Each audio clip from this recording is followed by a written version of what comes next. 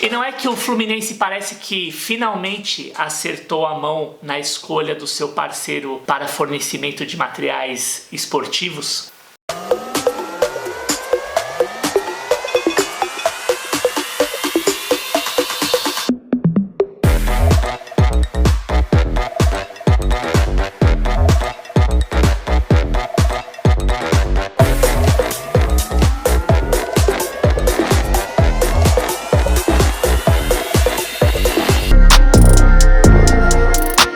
Piacere parlare con voi una volta mais. Eu sou o Glauco Diógenes, mais conhecido como o Mago, e você está no É Quarta-feira. Aqui eu falo sobre design e esporte de um jeito que ninguém soube contar pra você até hoje. E antes de mais nada, já vou pedir logo de cara, senta o dedo no like, compartilha com seus amigos, não esquece de assinar a sinetinha que tá aqui embaixo para você saber todas as vezes que tiver vídeo novo no canal. Ao que parece, a parceria firmada no último dia 6 de maio de 2020 entre a Umbro e o Fluminense parece que irá marcar época e garantir um pouco de tranquilidade e um mínimo de logística no que se refere ao atendimento a suprir as demandas primárias dos seus torcedores, que é a fabricação dos uniformes oficiais de cada time. E a marca inglesa já chegou forte com os dois pés no peito, apostando muito bem no heritage do manto do tricolor das Laranjeiras. Mas um pouquinho antes de falar diretamente sobre a camisa, depois de passar por maus bocados na mão dos dois últimos fornecedores, que foram a Dryword canadense, que ficou pouco mais de um ano no clube das Laranjeiras e teve seu contrato rescindido de forma unilateral, ainda recebeu um processinho nas costas. Um pouco antes disso, o Flu havia assinado com a Under Armour um contrato de 3 anos de duração, que também não se completou. Dessa vez não por conta do Fluminense, mas sim pelo encerramento das atividades da empresa norte-americana aqui no Brasil, sendo que na época o São Paulo era detentor de um contrato de exclusividade junto com a Under Armour e teve que abrir uma exceção para poder beneficiar o co-irmão. Lembrando que o Fluminense, assim como o São Paulo, que também é tricolor, veio de um processo muito longo de parceria com a Adidas, quase 20 anos ininterruptos, desde 96, olha que louco, até 2015, quando com o surgimento da Dryword aqui no Brasil, ofereceu-se um caminhão de dinheiro, supostamente algumas vantagens que até então o contrato de longa data e a relação jamais desgastada com a Adidas aparentemente não estava oferecendo, mas o Fluminense embarcou de gaiato no conto da nova marca que chegava ao Brasil e literalmente se ferrou. Aliás, eu vou até falar um pouco sobre isso num próximo vídeo que eu pretendo fazer, sobre essa relação de novas marcas dentro do universo futebolístico e o que elas precisam ou deveriam saber em relação ao torcedor brasileiro, que é muito peculiar e muito característico em relação à preservação da sua ancestralidade dentro do universo do futebol, mas isso é tema para um outro vídeo. Mas sem mais delongas, vamos direto ao assunto. Tanto o uniforme número 1 que você está vendo aqui, quanto o uniforme número 2, aliás, o uniforme número 1 do Fluminense, que pra mim, sem dúvida nenhuma, é um dos mais bonitos do mundo. Não sou tricolor, mas essa combinação de verde e grená é muito sensível, ainda mais com o branco ali para dar esse tempero. Se não fizer bem feito, tem tudo para ficar um desastre, coisa que o Fluminense acabou enfrentando com uma certa frequência nos últimos anos. Se você pega as redes sociais e vê o resultado dos últimos lançamentos, os torcedores não estiveram muito satisfeitos com o tratamento conferido ao seu manto. Mas a Umbro, que não é boba nem nada, apostou em releituras de modelos clássicos, usando dois pilares que eu sempre falo muito aqui no canal: o heritage sem deixar de olhar para o zeitgeist.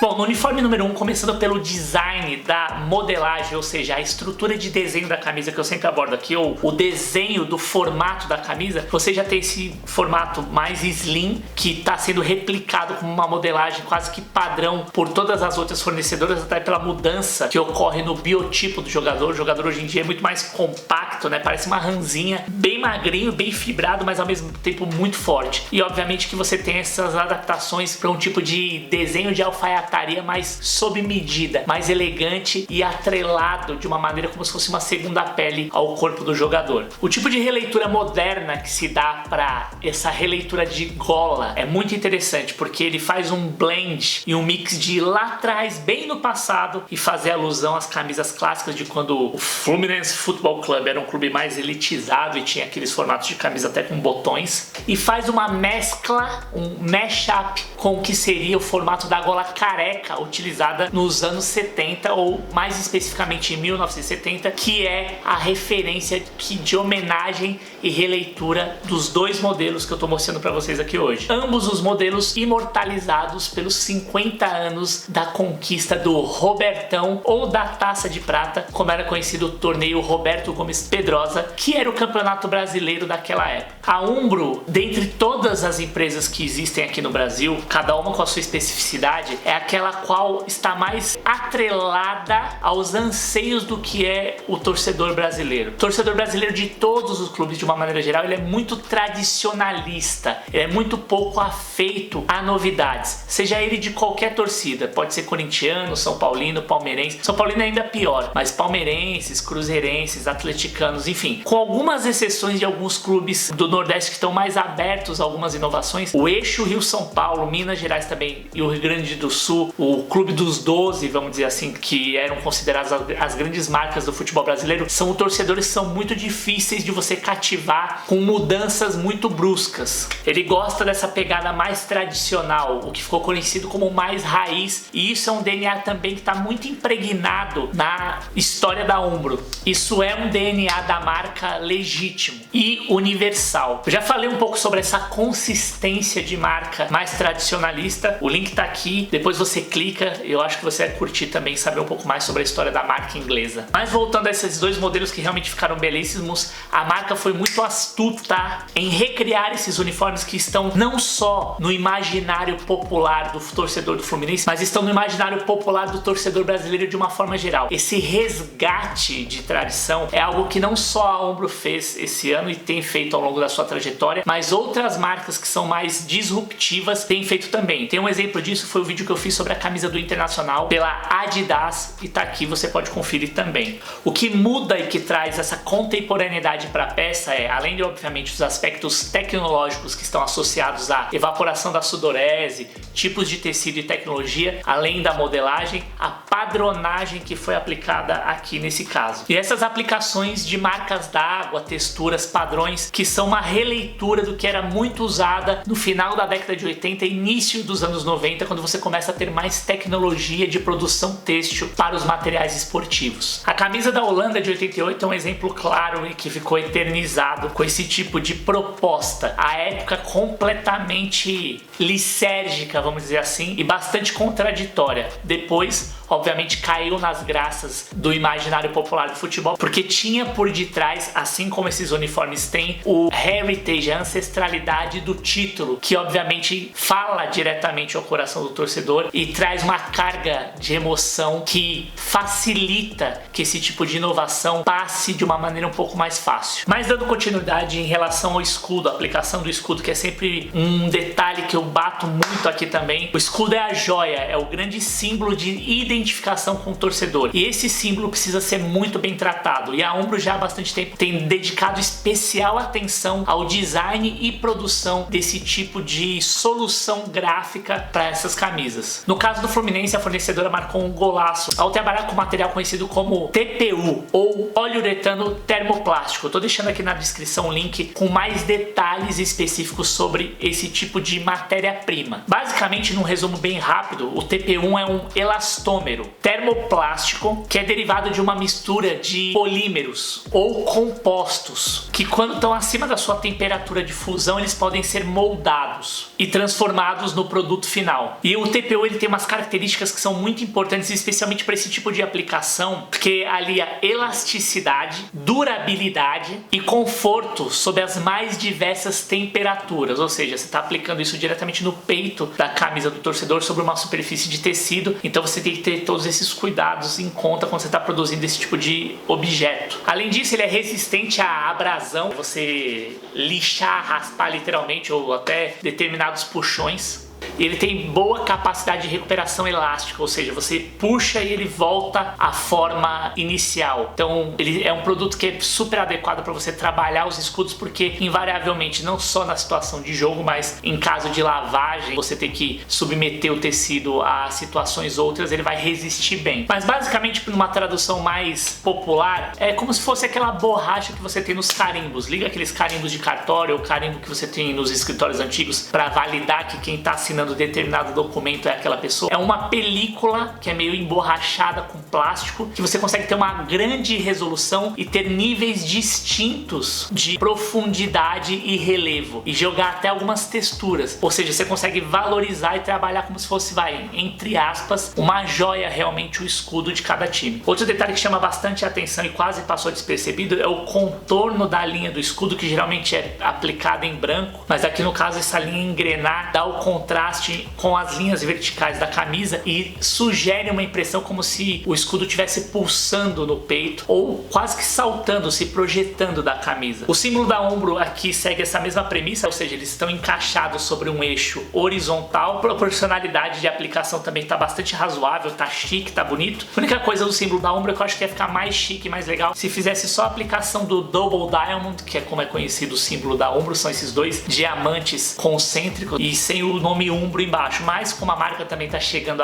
agora no clube e é a primeira vez que eles trabalham juntos e está se relacionando com um torcedor que ela nunca tinha se relacionado antes, que ela trabalhe com a aplicação dupla, símbolo gráfico mais logotipo, que são as letras que dão o nome à marca. Outro elemento que eu sempre falo aqui, que eu gosto bastante, especialmente em camisas de time, em substituição às terríveis estrelas, são esses selos ou bets em alusão às efemérides. A Umbro também tem feito isso daí como uma forma, principalmente aqui no Brasil, de marcar a sua identidade. Então todas as camisas dos times brasileiros têm algum selo, alguma referência, alguma data muito importante, trazendo esse DNA de ancestralidade para cada time que ela atende. No caso do Fluminense, você tem aqui os 50 anos, a comemoração dos 50 anos da Taça de Prata, como eu falei, o Robertão. Tem um desenho, o que a gente chama de estilização, que é o ícone da taça aplicado sobre o zero do 50, que teve um pequeno deslocamento para remeter ao que seriam aquelas bandejas de troféus internacionais. Aqui no Brasil também antigamente você tinha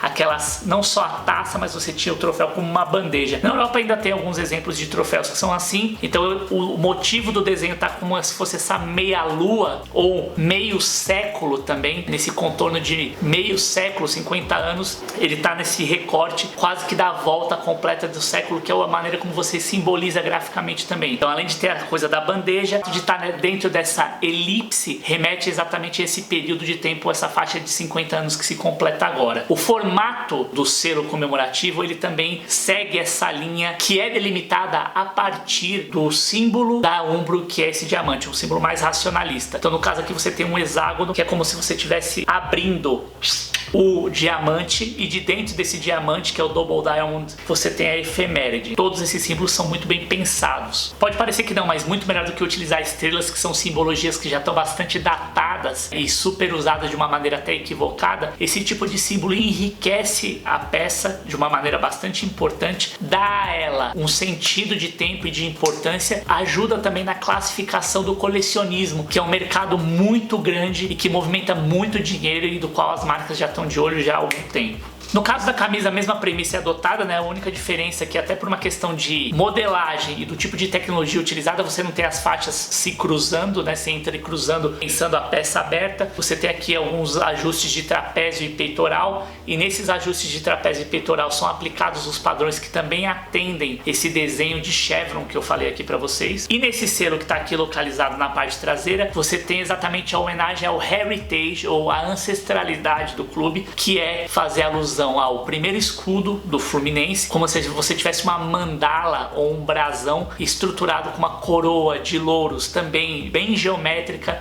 bem rígida, e que segue também o desenho, parte do desenho do Double Diamond. E abaixo você faz referência ao local de origem do clube, a sua data de fundação e a cidade. O único detalhe que eu achei que faltou um pouco mais de capricho na solução foi o uso da tipografia por conta de legibilidade e por se tratar de você fazer referência a algo tão importante que são as datas fundamentais, as datas de fundação do clube, trabalhar um pouco melhor essa tipografia, mas o símbolo ainda assim é muito consistente, muito bonito, muito bem aplicado e muito bacana do ponto de vista de proporcionalidade. Nas mangas você tem a sequência também das listas de aplicação e para a barra da manga, como a gente chama aqui, você não tem a barra muito grossa como era nos anos 70, nem muito fina como se costuma usar hoje, é uma barra que a gente pode dizer um barramento médio. Optou-se pelo uso do jacquard, que é um tecido que ajuda nessa fixação e nesse encaixe da camisa e esse caimento mais elegante, travando a manga na estrutura do bíceps do jogador e também usando todo esse conjunto para você deixar o uniforme aprumado. Além do recorte lateral que ajuda nesse caimento da peça, nesse ajuste, né, como a gente costuma dizer, da peça. Então essa foi a camisa número 1, a gente não teve quando do lançamento em nenhuma das imagens oficiais, nem release do clube, e eu dei uma bela vasculhada na internet também, nenhuma referência à parte tipográfica, tipo de fonte que vai ser utilizada aqui atrás. Não tem essa informação ainda, assim que tiver eu posso fazer uma edição especial ou no meu Instagram ou em alguma das minhas redes sociais que estão aqui. Provavelmente quando sair eu vou falar um pouco mais a respeito. Bom, agora vamos falar sobre a camisa número 2, que é um verdadeiro xodó da torcida, né? Conhecida como a camisa amuleto. Com a camisa branca o Fluminense conseguiu algumas das suas maiores conquistas, como foi o Robertão, algumas conquistas recentes como foi o Brasileirão de 2011. Existe toda uma mística dentro do imaginário do torcedor tricolor, do torcedor do Fluminense em relação ao uso da camisa, do uniforme branco, principalmente em finais, né? Então tem muito essa coisa também do sincretismo, da fé, da crença, superstição que o torcedor brasileiro de uma maneira geral tem. Esse uniforme foi muito feliz nas finais, então sempre que o Fluminense vai jogar alguma final, eles acabam caindo pro uso do uniforme branco, que aliás é muito bonito. Se tem um time que tem uma consistência bastante homogênea, vamos dizer assim, tanto no uniforme número 1 quanto no seu uniforme número 2, sem sombra de dúvidas esse time é o Fluminense. Tanto assim que a camisa número 2, ela é o ponto focal central da imagem teaser de divulgação do Fluminense que tá aqui. Eles usaram até uma jogadora do Fluminense, uma atacante, a Luane, que é mulher negra e tá centralizada no eixo da apresentação, enquanto que os principais estrelas do time atual hoje, Nenê, Ganso e o Hudson, estão dando suporte para ela com a camisa número 1. Do ponto de vista estrutural, a camisa número 2 é igualzinha à camisa número 1. Obviamente que fica mais evidenciado, até para você marcar a época, essa padronagem em tons de cinza bem claros e bem sutis. Esse tipo de padrão adotado é conhecido como chevron, porque ele tem uma sequência de V's ao contrário, e eles vão formando esse zigue-zague que vai dando uma ideia de ritmo, de pulsação, de energia. Um tipo de padrão muito encontrado no universo fashion, mas também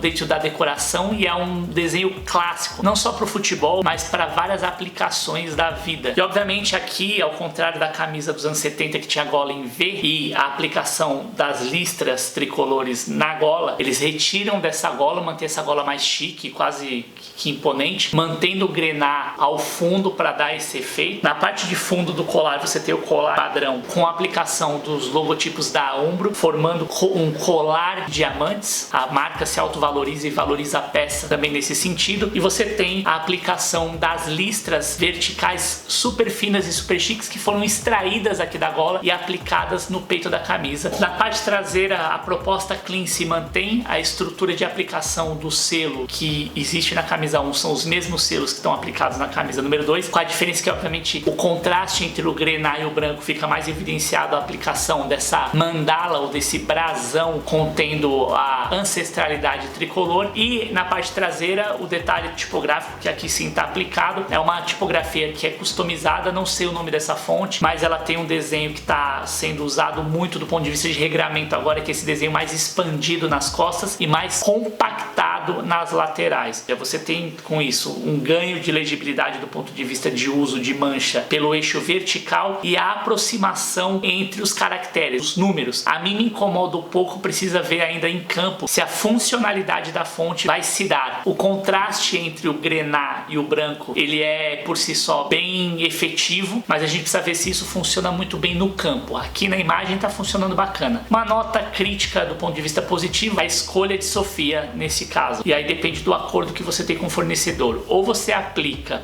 o escudo do time, o que geralmente acontece, e não aplica o logo do fornecedor, ou um ou outro, os dois juntos, eu acho que acaba poluindo demais se você pensar o conjunto da camisa já com as aplicações dos patrocinadores que virão. Então você tem o patrocinador master atrás, o nome do jogador, o número, mais o logo da Umbro, mais de novo o escudo do time, e no barramento embaixo do número, geralmente você também tem a aplicação de mais um logotipo de time, então isso acaba poluindo demais visualmente. Por mais que essa proposta clean esteja belíssima, mas é uma proposta de lançamento, claramente o Fluminense não vai usar o uniforme desse jeito quando estiver em competições. Como última parte, o que chama atenção também é a ousadia no uso da simetria de cores para as mangas. Uma manga utilizando a cor verde e a outra usando o grená, usando como base essa faixa lateral que dá o suporte dessa interligação aqui das mangas, junto com a parte frontal e traseira da camisa. Eu particularmente não sou muito fã desse tipo de uso, mas nesse caso eles conseguiram deixar bacana por conta de ter esse suporte utilizando essa faixa aqui e as faixas frontais. Você tem uma continuidade e uma homogeneidade de desenho. Quando assim você consegue arriscar, eles arriscaram, deu certo, eu gostei bastante. E acho que eles tiveram bastante mérito nessa ousadura. Bom, sem dúvida que depois de tudo isso dá pra gente dizer sem medo de errar que finalmente o Fluminense encontrou os trilhos, pelo menos no que diz respeito à escolha do seu fornecedor de materiais esportivos. Não tinha como acertar mais. A Umbro realmente é uma fornecedora que traz consigo toda uma tradição, um resgate de ancestralidade que o clube está precisando. Aliás, vários clubes brasileiros estão. Nota positiva foi toda a estratégia de comunicação para o lançamento da marca. Toda ela digital, eles usaram inclusive o funkeiro Xamã, que é torcedor do clube, que fez uma live super bacana e foi apresentando o modelo à medida em que ia apresentando também as suas músicas. Além disso, o uso de redes sociais e toda a parte de ativação via Twitter, TikTok também foi muito